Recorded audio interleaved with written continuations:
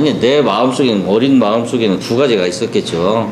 공부를 하자는 거 하고 네, 그렇죠. 그다음에 현실에 대해서 뭔가 분노하는 게 있고 두 가지가 병준하고 있었는데 대학교 들어가 가지고 내가 이제 이런 의식이 너무 두드러지게 보이니까 예, 스카우트 된 거죠.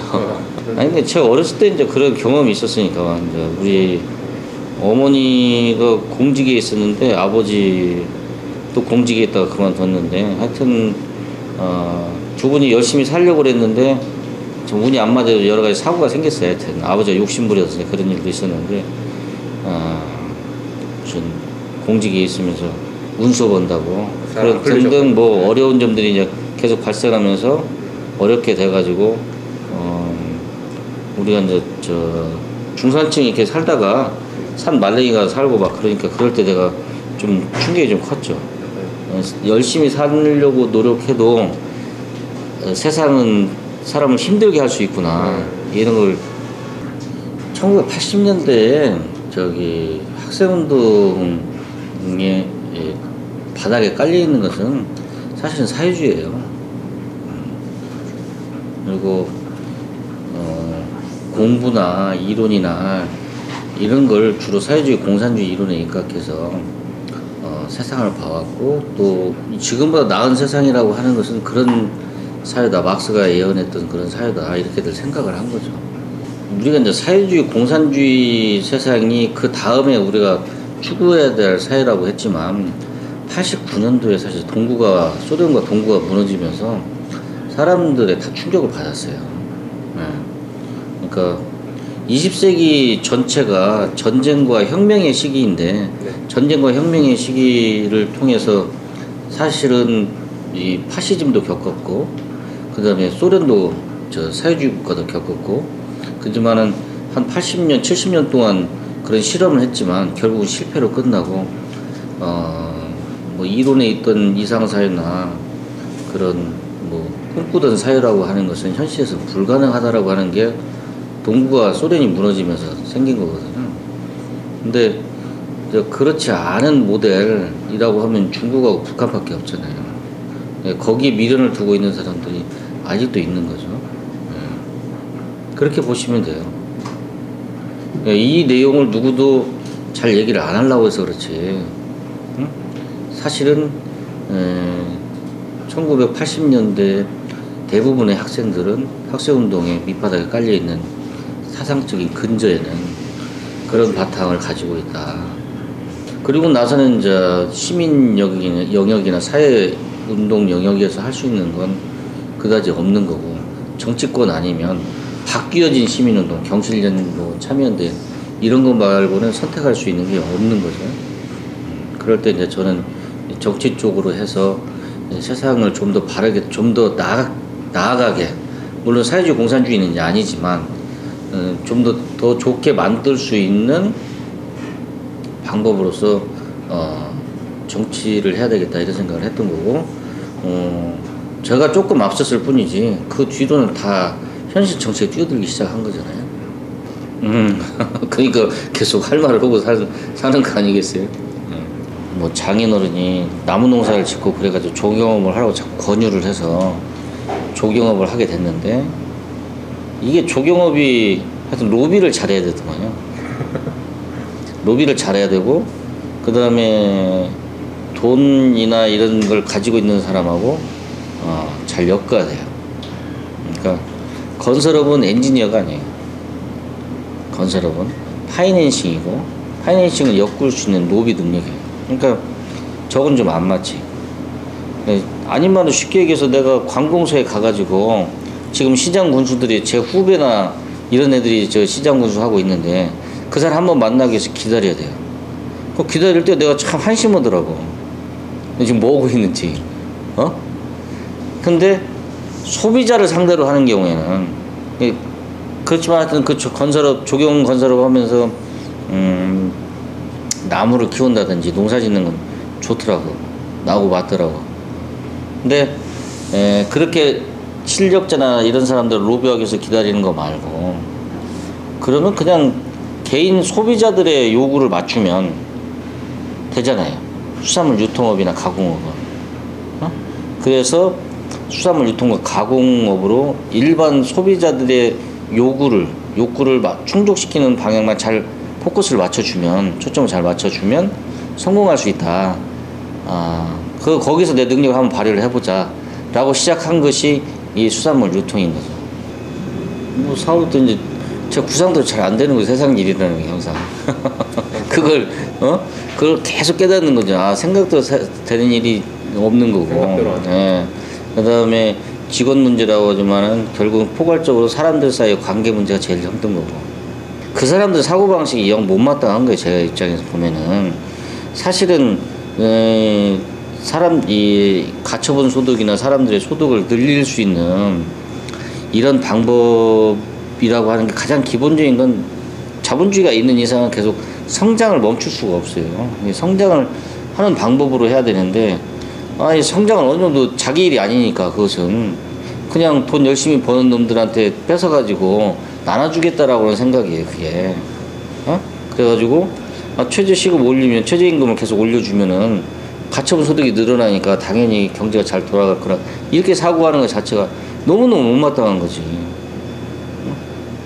그럼 자기가 월급 줘보고 그러면은 사실 그 급여라고 하는 게 그렇게 결정되는 게 사회적인 뭐 수요하고 공급이 맞아 떨어져 가지고 그 형성된 것인데, 그걸 인위적으로 올려가지고 하게 되면은 여기에 도달 못하는 비숙련적인 사람들은 다 쫓겨나야 되는 거, 시장에서 퇴출돼야 되는 거. 그 사람 누가 고용해요? 그 다음에 비용이 올라가면은 아까도 얘기했지만 이 조그마한 업장이나 뭐 큰 업장이나 다 마찬가지로 인건비 비중이 큰데, 다른 건 컨트롤할 수 있는 게 없어요. 인건비 비중이 큰데 그 인건비 비중을 올려놓게 되면은 전혀 예측할 수 없는 상황들이 막 발생하는 거잖아요. 이게 이제 저는 기본적으로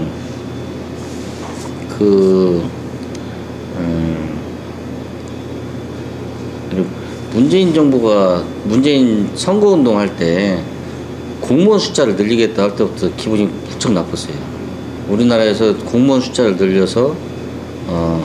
늘리고 비정규직을 정규직으로 바꾸겠다, 이런 얘기를 할 때부터 이 나라를 망치고 있구나, 이런 생각이 들었어요. 노량진에 가서, 더군다나 그것도 노량진에 가가지고 그런 얘기를 하고, 그러면 젊은이들 보고 노량진으로 다 몰려들으라는 얘기잖아요. 공무원 되는 것이 인생에서 가장 안정적이고, 그런 세상, 그런 나라가 앞으로 뻗어나갈 수 있는 나라가 되겠냐고요. 응? 아니나 다를까 최저임금 올리고 하여튼 자기 돈 아니니까 열심히 벌거나 노력하는 사람들 그 뺏어다가 나눠주겠다고 하는 그런 발상 자체가 이 사회를 병들게 하고 힘들게 한다, 이렇게 생각을 하니까 진짜 화가 나잖아요. 응? 내가 그래갖고 그 사람들 오면 문재인 정부 타도돼야 한다 맨날 내가 그러거든. 직책을 떠나서 일단 우리 사회의 주류는 80년대 민주화 운동한 사람들이 주류예요. 80년대 민주화 운동을 거치면서 확립된 사고방식, 그게 주류예요. 응? 이 주류가 된 사고방식이 가장 큰 문제라고 보는 거예요, 저는.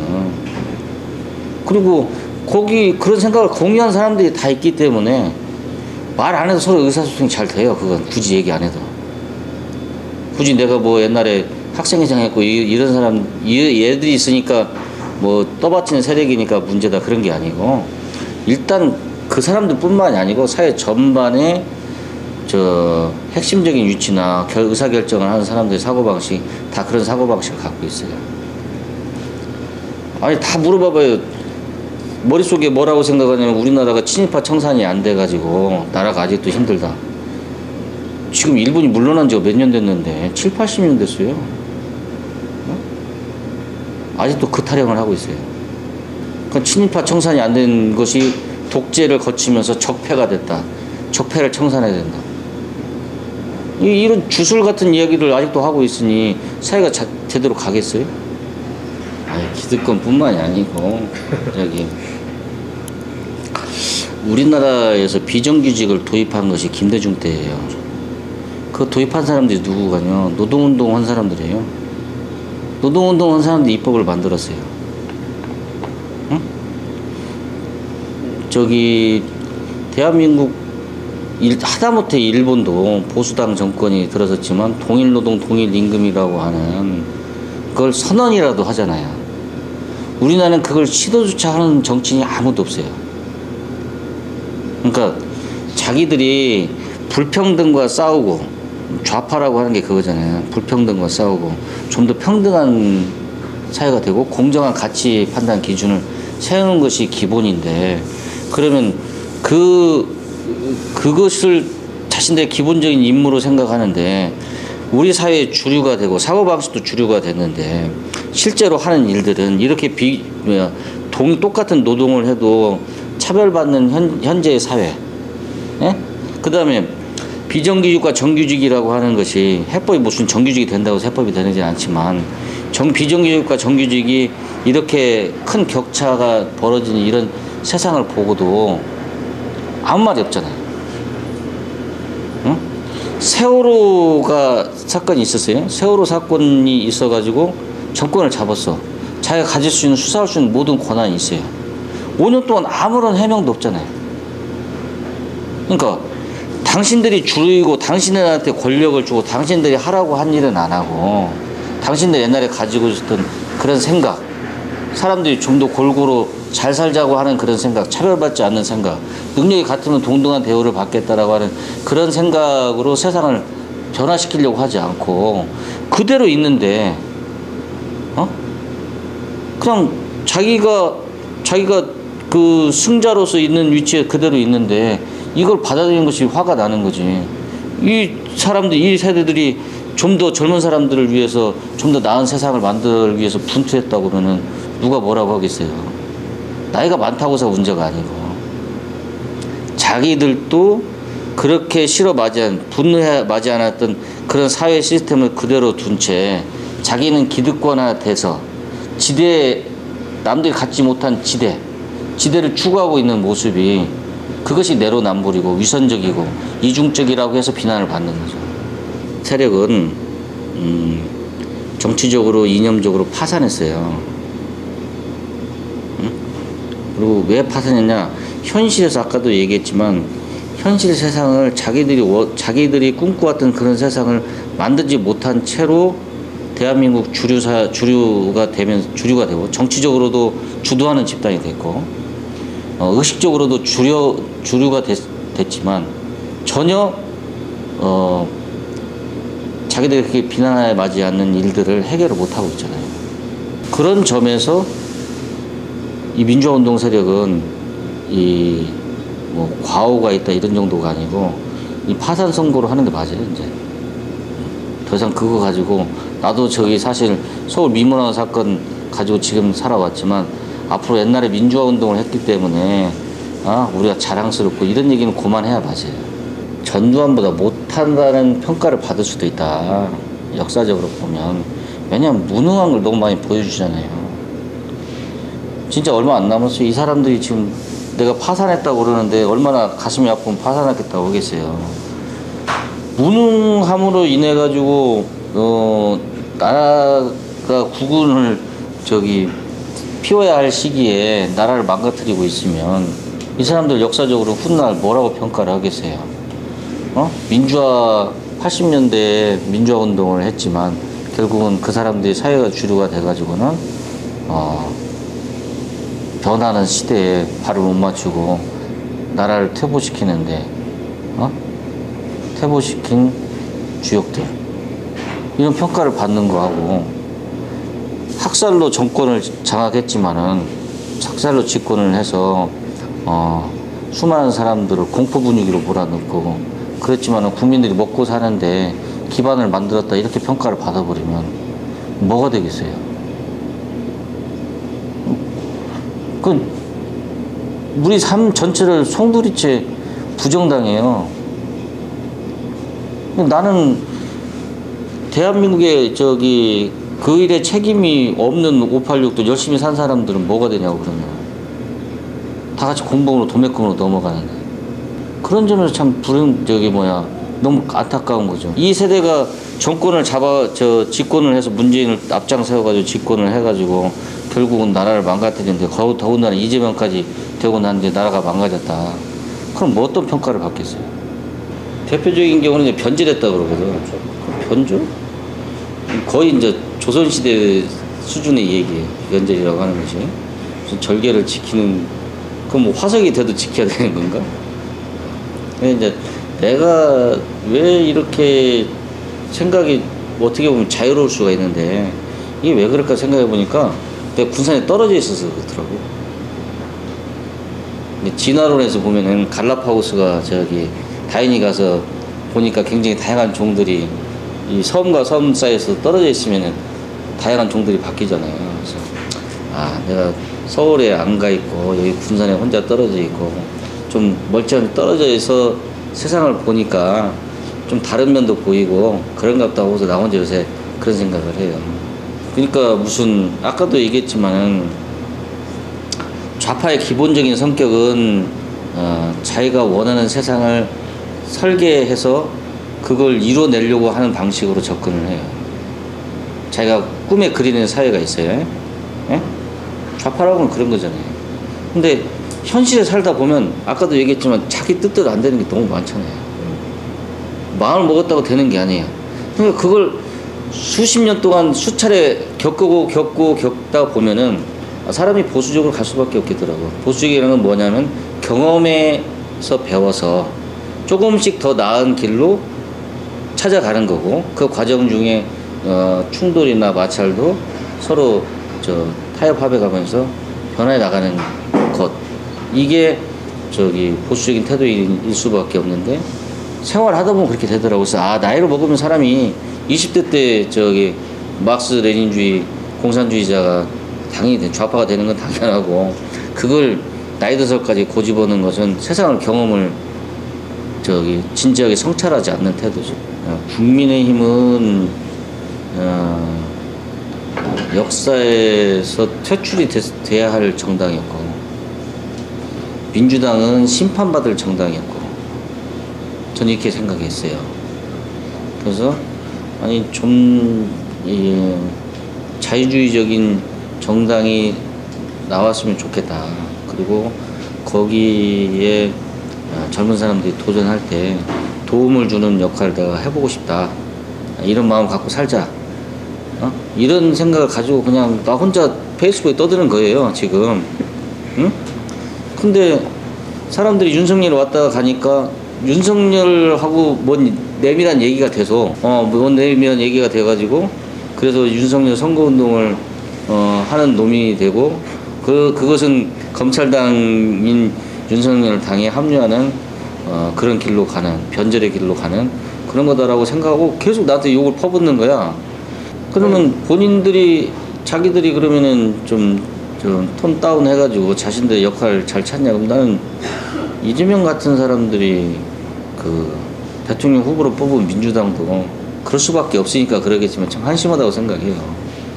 그리고 저것이 나아가는 길이 결국은 나라를 파멸로 이끌러 가고 있는데, 그건 용납할 수 없다 이런 마음 갖고 있었지만, 그럼 넌 뭐 할래? 그럼 난 장사하지. 다른 게 내가 뭐 할 일 있어. 이렇게 생각하고 있는데 윤석열 왔을 뿐이에요. 비서가 전화 와서 왔죠. 나보고 어떤 친구는 자리 피하고 도망가라고. 그것도 뭐 오기로 약속 다 했는데 뭐 물건이나 많이 팔아주면 좋겠다 내가 그랬지. 근데 나는 그럼 이재명은 우리 국가적으로는 재앙이고, 그럼 다른 선택, 정치에서는 차선이라는 게 있고 차선이 안 되면 차악을 선택하는 건데 선택지가 별로 없으니까 괴로울 뿐이죠. 윤석열한테 내가 그랬어요. 나는 아직 누구도 결정을 못했고, 지금 태어나서 처음으로 국민의힘 한나라당을 찍어볼까라고 지금 생각하고 있는데, 당신이 하는 거 봐가지고 못 찍겠다고 내가 그랬어요. 근데 인간적으로는 뭐 그렇게 멍청한 사람도 아니고 인간적으로 매력이 있는 사람이고, 사람들이 성렬의 형이라고 하는 이유가 있다. 정치가 세상을 바꾸는데 많은 기대를 하는 건 맞지만 이제 할 수 있는 일이 사실 많지는 않아요. 많지는 않지만 희망을 갖게 하는 게 가장 큰 일일 거예요. 지금보다 좀 나아질 거라고 하는 희망. 나아진다라고 하는 게 어떤 생각일지 모르겠지만 각자 다를 수 있겠는데, 결국은 뭐 정치하는 사람들이 가장 큰 목표는 사람들을 행복하게 만들고 편안하게 만들어주는 게 정치의 가장 큰 일이에요.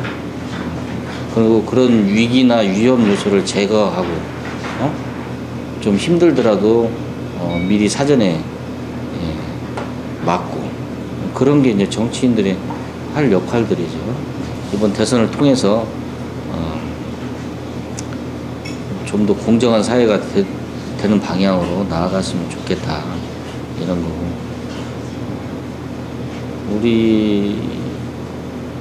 우리 세대들이 이제 조금 더 지나면 60이 넘어가는 시대가 되니까, 앞으로는 우리보다 더 젊은 사람들이 역할들을 할 수밖에 없는데, 우리가 그들에게 짐은 덜 주고 가야 된다, 이런 생각들을 좀 많이 했으면 좋겠어요.